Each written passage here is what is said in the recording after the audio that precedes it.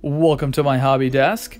So if you're wondering where those Necrons popped out in my last video, in between waiting for the PVA glue to dry, I started my next project, which is kit bashing some Necron Flayed ones for my youngest son's kill team. So I'm just going to be clipping stuff out and gluing it together, and while we're doing that, we're going to have a little chit chat about Games Workshop miniatures.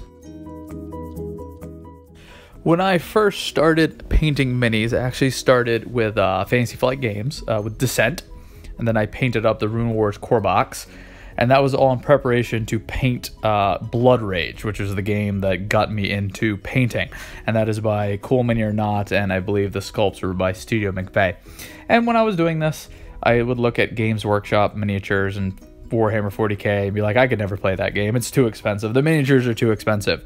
You know, I get way more value for my money from these other board game companies, and their miniatures are just as good. They're great. And they were great. Studio McVeigh's miniatures are great. Fantasy Flight Games miniatures are great. So through the course of time, Kill Team was announced. And for the first time, I really considered, hey, if this is a skirmish game, maybe I can play some Games Workshop minis, and I was checking them out. The price came out for the starter box, and it was just a little bit outside of my price range of what I could drop at one time and still have stuff flowing across my hobby desk, or so I thought at the time. It appeared like I wasn't going to be playing Kill Team and no Games Workshop for me. One day, though, through circumstances, my kids decided they wanted to split the 40k First Strike starter box, and that had 6 Primaris guys in there, 3 Intercessors, 3 Reavers, some Death Guards, and some Poxwalkers. And we spent a whole snow day building them, painting them, and I learned how to play the game, the kids learned how to play the game, and it was a lot of fun.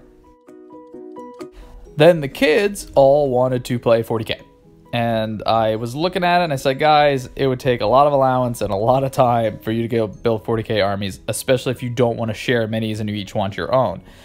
But then I thought back of Kill Team, and I thought, hey, I bet you guys actually have 2 kill teams. So we split the core rulebook. It was only like $36.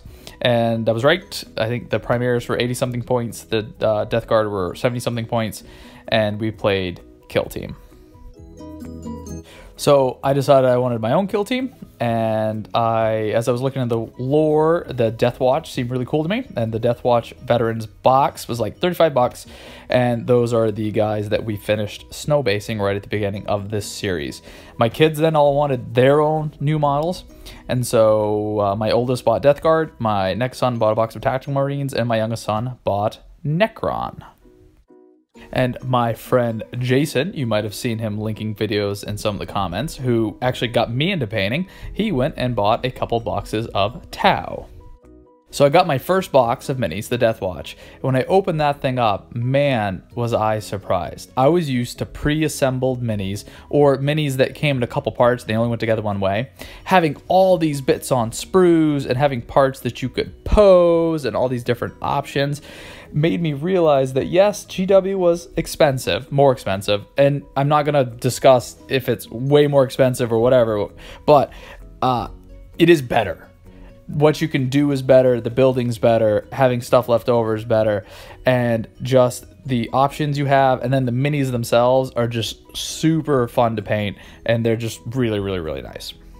Having all those extra bits and all those extra sprues is what gave me the idea of building objector tokens. I actually was watching a Tabletop Minions, Uncle Adam, and there was 2 episodes, one on building objective tokens from sprues, and the other is he converted some Necron Flayed ones. My youngest son had a box of Necron. It contained 12 warriors, but by points, you can only have 8 warriors in a kill team. So that left 4. And so I decided, instead of building them as warriors, I would try my hand at doing some kit bashing, and we would make him some Flayed ones. So this morning, in between objective tokens, we're going to get started.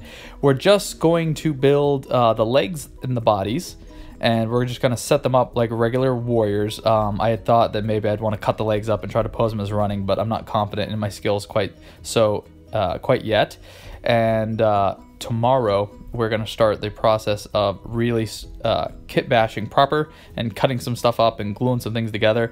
We're going to be doing some green stuff, skin. We're going to be using some texture paste to show corrosion, and I'm really excited about throwing these guys together and seeing the kind of result that we can get out of that. And one of the things I love about GW minis is all of these guys are the same, but because of the way the pieces fit together, I can start doing different poses. And I really thought that building minis was the worst, because I was just used to, again, a few pieces that went together in one pose and they didn't even go together great. But just having the ability to do simple dynamic things with parts that are basically the same is just really, really neat. So we're going to glue these guys in, we're going to set them up, the torsos all kind of base and different, and then when we start putting arms and stuff on tomorrow, it's going to really start coming together. So that is all I had time with this morning. I'm doing this in between objective tokens from the last video. If you hobbied today and took a video, please throw it up. I would love to watch it. We're going to keep working on these flayed ones tomorrow. Until then, have a good one.